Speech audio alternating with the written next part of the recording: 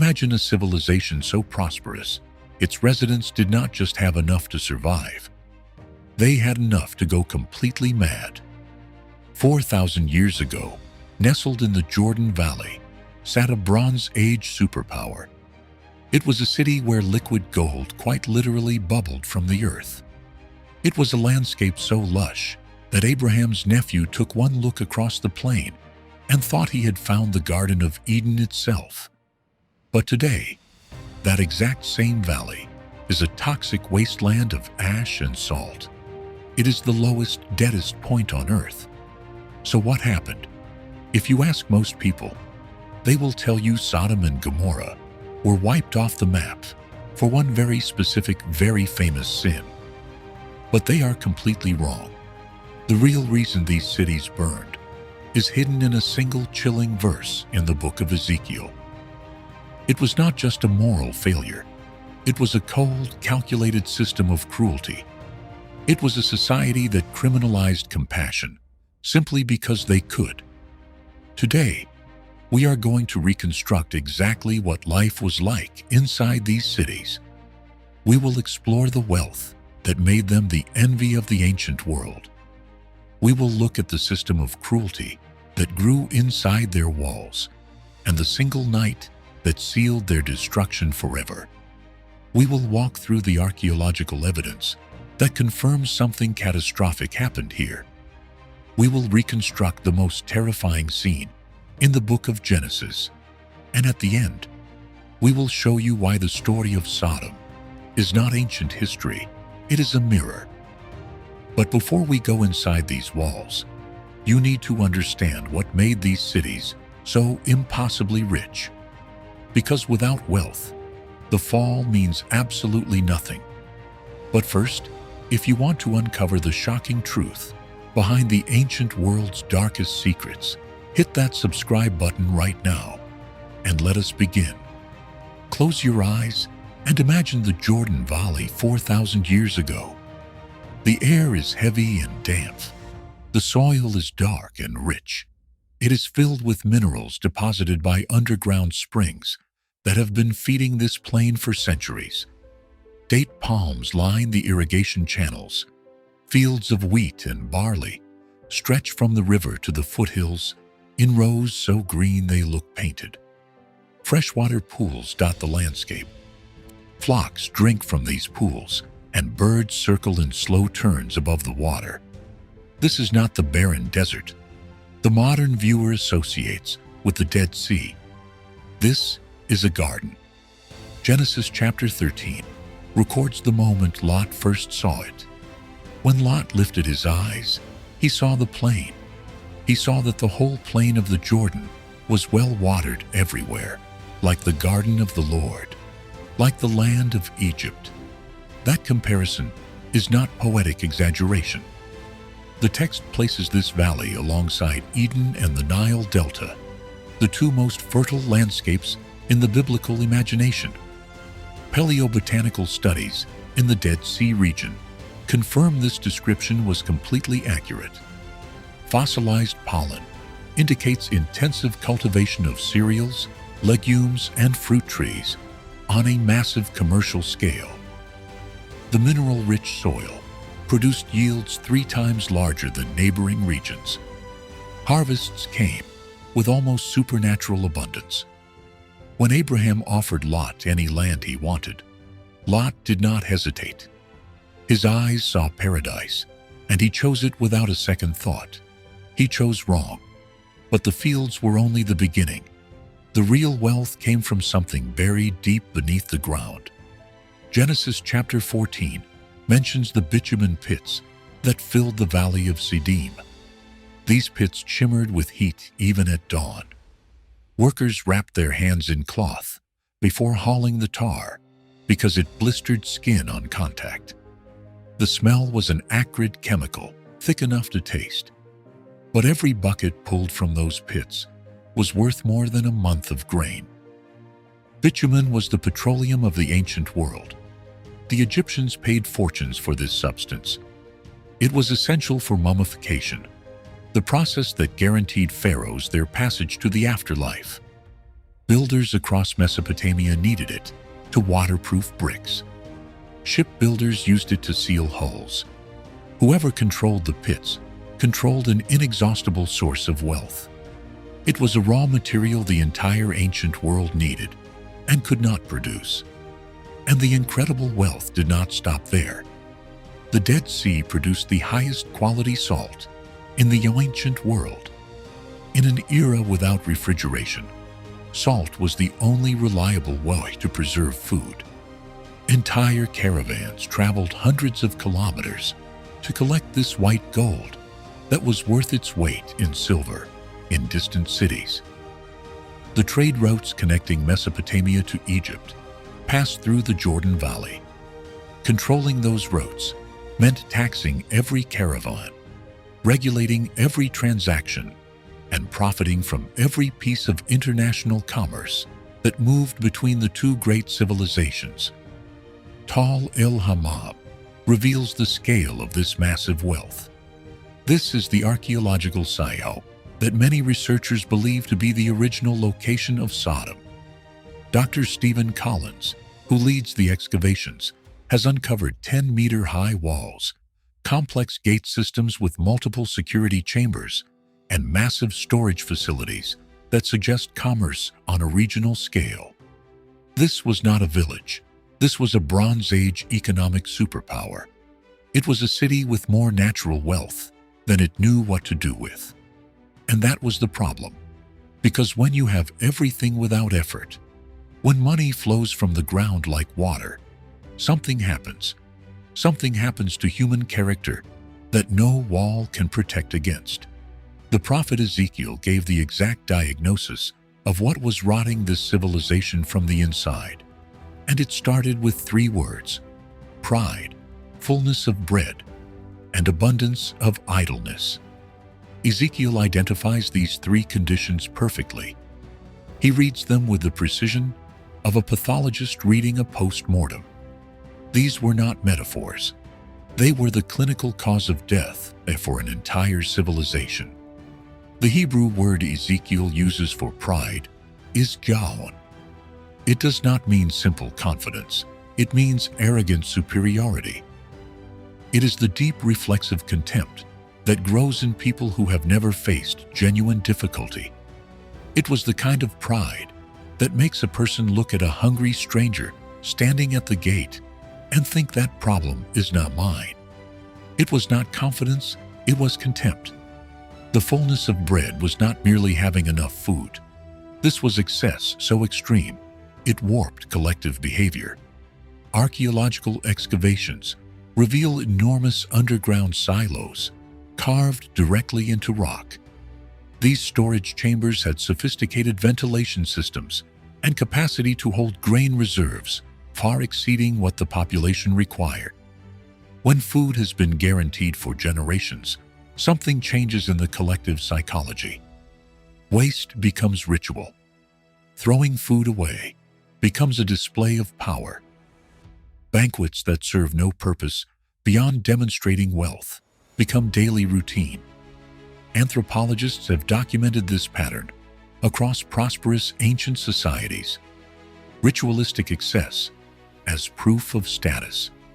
The abundance of idleness was the most dangerous symptom. In nearly every ancient culture, survival demanded daily labor. Shepherds tended flocks. Farmers planted grain.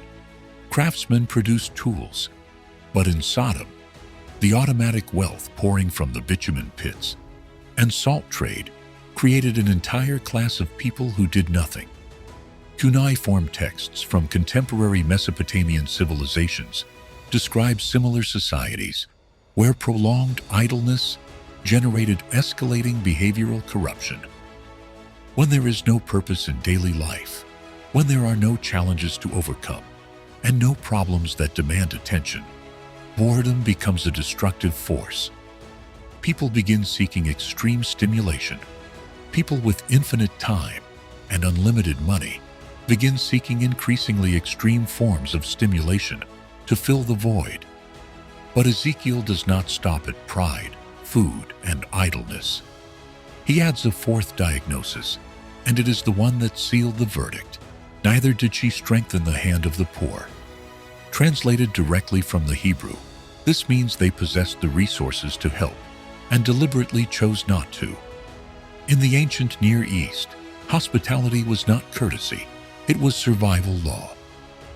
The Code of Hammurabi, contemporary to the time of Abraham, established specific legal protections for strangers, and Sodom reversed this ancient law. Helping the poor became weakness. The display of wealth became the only social priority. When everyone competes to show who has more, giving something to someone who cannot give back breaks the entire logic of status. Archaeological evidence supports this picture. Houses at Tal el-Hammam had elaborate inward-facing courtyards and high walls separating properties from one another.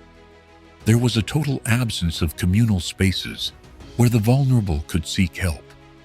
The urban architecture was designed for isolation, not community. The city was built to keep people out. Later rabbinic sources preserved oral traditions about the judicial system of Sodom. According to these historical traditions, there were laws that punished anyone caught giving charity. There were judges who confiscated the goods of citizens caught helping those in need. Whether these traditions are historically precise or not, they align perfectly. They align perfectly with the portrait Ezekiel paints, a society that criminalized compassion. And this coldness toward the vulnerable did not remain passive. When a culture stops protecting the defenseless, it is only a matter of time before it begins to actively target them. Genesis chapter 19 records the moment. It records the moment the crowd turned on Lot for defending the strangers in his home. Stand back. This fellow came here as a foreigner, and now he wants to play the judge. In Sodom, defending a stranger made you a target. But the cruelty toward the poor was not the final act. There was something the men of this city did on their last night alive. Something so extreme, so far beyond any human remedy, that it made God decide there was nothing left to save. And it began with two strangers walking through the city gate at sunset. The sun drops behind the western hills.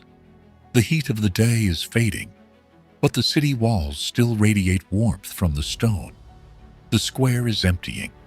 Merchants are closing their stalls, and two men walk through the gate. Lot is sitting at the gate. In Mesopotamian legal codes from the time of Abraham, such as the laws of Eshnunna, urban gates functioned as official courts.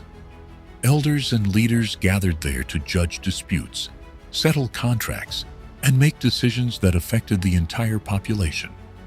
Sitting at the gate meant holding a position in governance. Lot has a seat of authority in Sodom, but when he sees these two strangers, his reaction reveals everything about the city he lives in. He does not casually invite them to dinner. He bows with his face to the ground. He presses them, insists they come to his house. When they say they will spend the night in the square, Lot presses harder. His urgency is not politeness, it is fear. Lot knows what happens to strangers who spend the night in the open, in this city. He has seen it before. They reach his house, and Lot prepares bread. The door closes. For a brief moment, there is warmth. Lamplight on the mud brick walls, bread on the table, conversation. The last peaceful hour inside Sodom. Then comes the sound, a knock, then another, then shouting, then the heavy press of bodies against the outer walls. Genesis 19:4 delivers the most chilling census in all of Scripture. Before they had gone to bed, all the men from every part of the city of Sodom, both young and old, surrounded the house. Read that again. All the men from every part of the city, young and old. Not a mob, not a radical faction, not a fringe group emboldened by darkness. The entire male population. Stop. The text is explicit. Every generation, every neighborhood, every household. They came together for one purpose. They shout to Lot, "Where are the men who came to you tonight? Bring them out to us, so that we can know them." The Hebrew word used here is yada. In this context, the meaning is violent and sexual. The entire city has arrived at one man's door to commit collective violence against defenseless strangers. This was not impulse. This was the system operating exactly as designed. A civilization that criminalized compassion had inevitably arrived at its logical destination: organized predation against the vulnerable. Lot goes outside. He closes the door behind him. He begs the crowd not to do this wicked thing. His attempt to bargain, offering his own daughters in place of the strangers, reveals the impossible moral calculus of a man who has lived inside a collapsed moral system for too long. It is the desperate negotiation of someone who knows there are no good options left. The crowd is not interested in negotiation.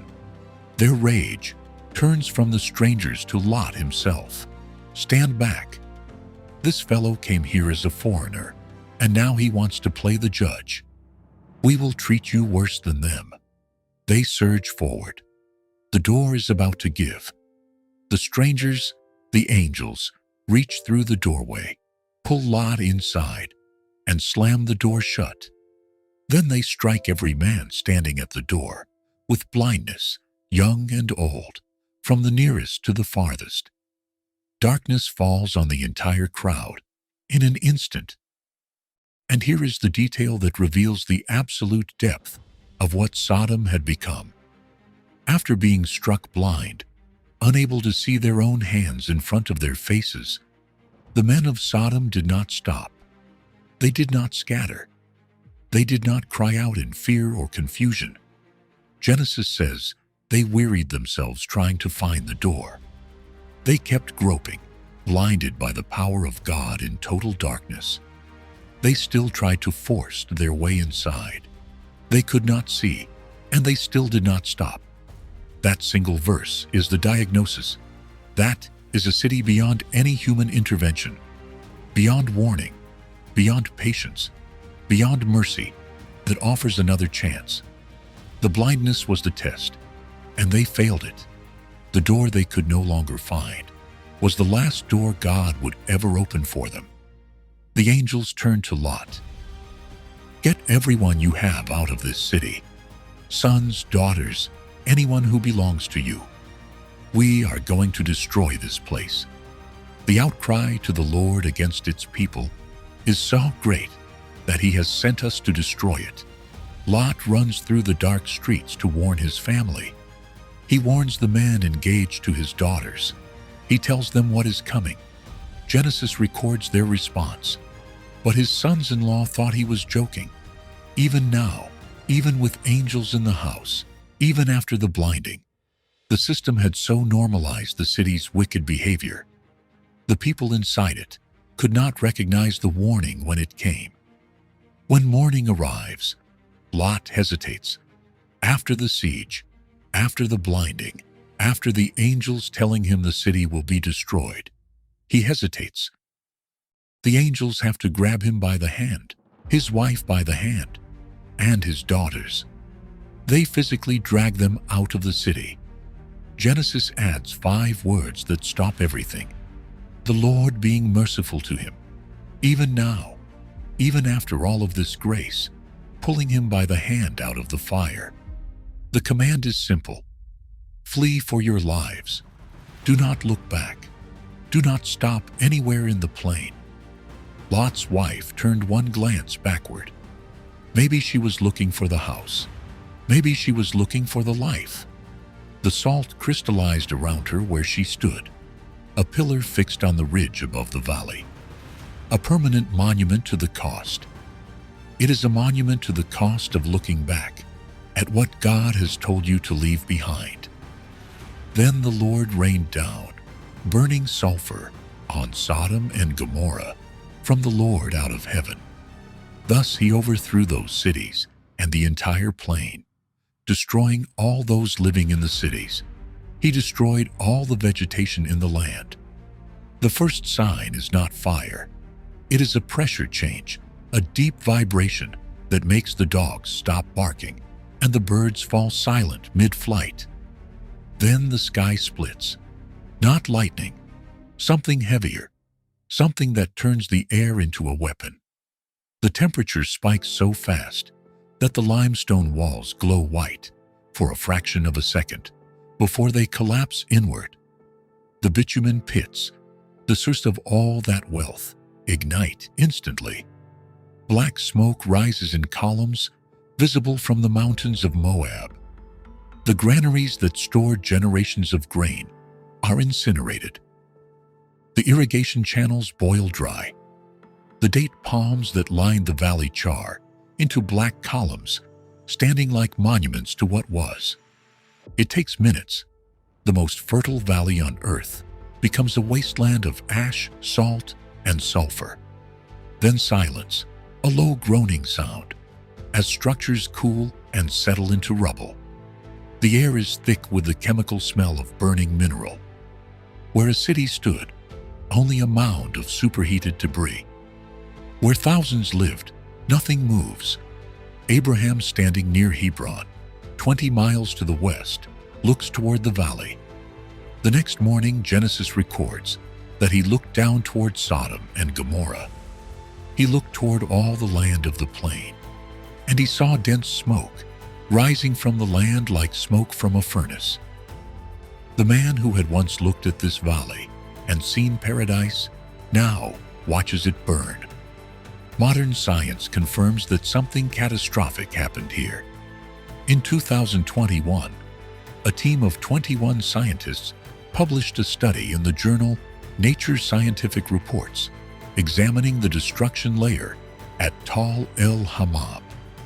The findings were staggering. Pottery had been vitrified, heated so fast and so intensely that the clay fused into solid glass. Mud brick was melted. Limestone was transformed into calcium oxide, a chemical reaction that requires temperatures exceeding 2,000 degrees Celsius. This is far beyond anything a normal fire or military siege could produce. The research team concluded the evidence is consistent with a cosmic airburst event. It was a space rock detonating in the atmosphere above the city.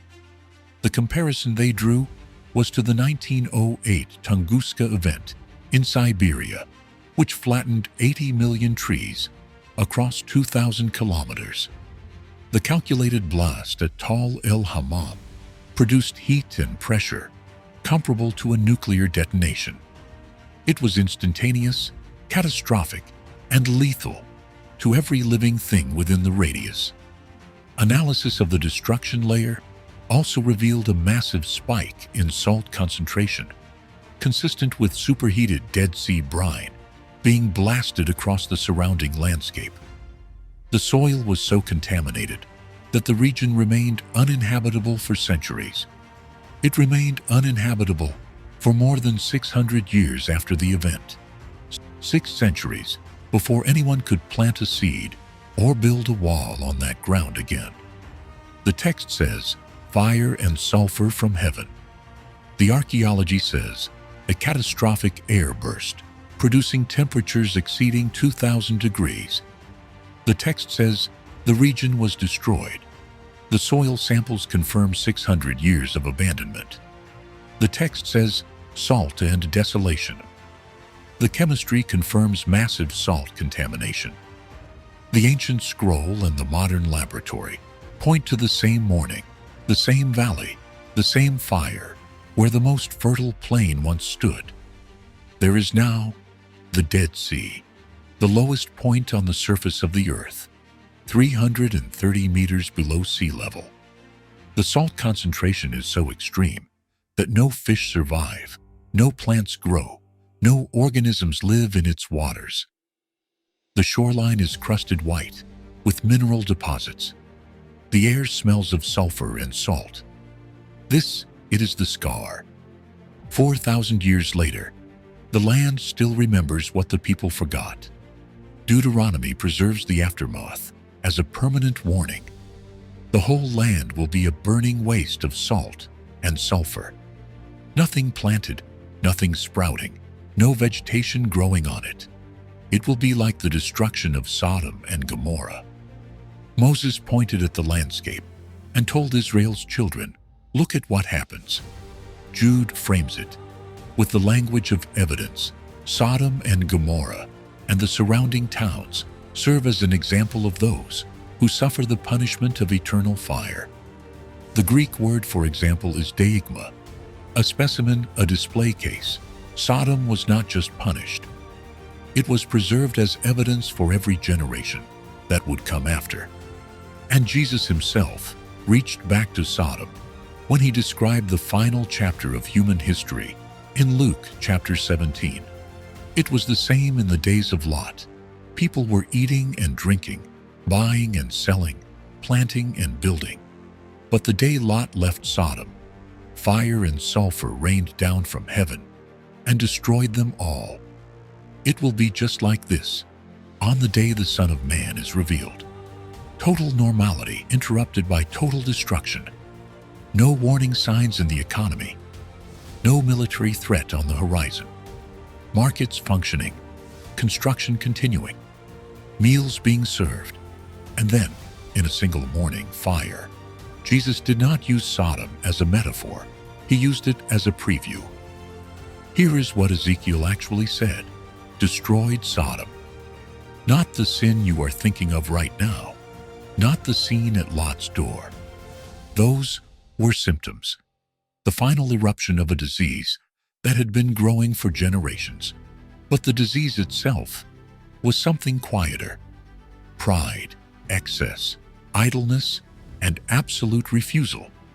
The absolute refusal to help anyone who couldn't help them back. And here is the true revelation of the mirror. The people of Sodom did not think they were the villains. When you have that much wealth, you start to believe you deserve it. You start to believe your prosperity is proof. You believe your prosperity is actual proof of your virtue. Sodom had full granaries and empty hearts, overflowing pits of wealth, and not a single act of mercy on record. Everything they needed, and nothing they were willing to give. That is no ancient history. That is a modern diagnosis. That is a diagnosis you can run on any society on earth right now, including the one you are sitting in. So, let me ask you something, and I do not want you to answer in the comments. I want you to answer in your own mind right now. Honestly, when was the last time your abundance produced generosity? When was the last time your comfort produced compassion? When was the last time you threw food away? You know the answer. It was this week. Maybe today, you scraped something off a plate into the bin without thinking about it. And somewhere on this earth, right now, a mother is watching her child fall asleep hungry and praying that tomorrow will be different. You did not cause her pain, but you did not feel it either. And that distance between her hunger and your waste is exactly the distance that existed at Sodom. It is the distance that existed between the gates of Sodom and the stranger standing outside them. You have food in your kitchen right now that people in other parts of the world would weep over. You have access to information, resources, and opportunity that most human beings could not have imagined. You have fullness of bread. You have abundance of ease. What does your abundance produce? There is someone in your life right now who is quietly falling apart. You have seen the signs, the canceled plans, the shorter replies, the look in their eyes that says something is wrong. Their mouth says they are fine. You noticed, and you kept scrolling. You kept moving. You had things to do. That isn't cruelty. You are not a monster. But it is the exact same arithmetic that ran Sodom. I have enough. They do not. And that is not my problem. Sodom did not fall because God was angry about one moment on one night. Sodom fell because an entire civilization looked at the immense blessings they had been given, and decided those blessings existed for personal consumption alone. They turned inward. They built higher walls.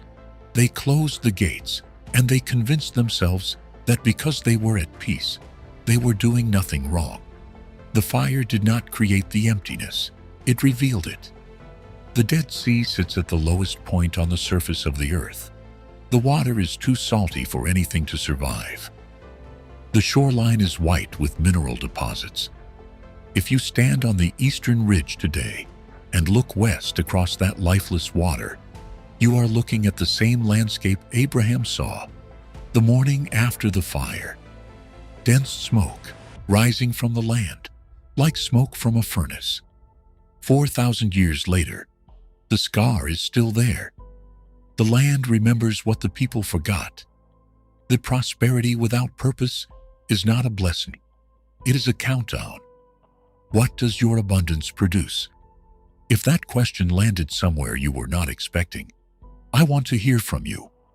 What is one thing you are going to do differently this week? Drop it in the comments. Not a vague promise, a specific action. Because Sodom did not fall from one big decision. It fell from 1,000 small ones, and so do we.